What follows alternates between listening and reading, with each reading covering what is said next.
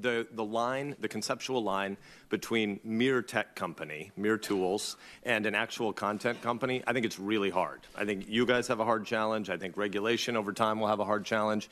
And you're a private company, so you can make policies that may be less than First Amendment full spirit embracing, in my view. But I worry about that. I worry about a world where when you go from violent groups to hate speech in a hurry, in one of your responses to one of the opening questions, you may decide, or Facebook may decide, it needs to police a whole bunch of speech that I think America might be better off not having policed by one company that has a really big and powerful platform.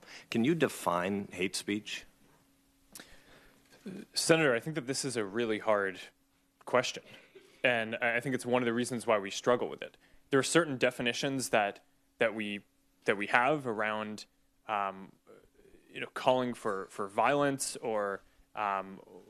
Let's just agree on that. If somebody's calling for violence, that shouldn't be there. I'm worried about the psychological categories around speech. You used language of safety and protection earlier. We see this happening on college campuses all across the country. It's dangerous. 40% of Americans under age 35 tell pollsters they think the First Amendment is dangerous because you might use your freedom to say something that hurts somebody else's feelings. Guess what? There are some really passionately held views about the abortion issue on this panel today.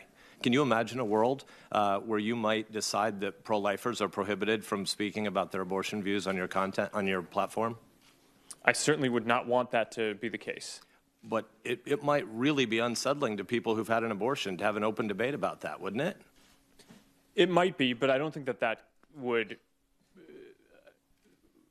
fit any of the definitions of what we have.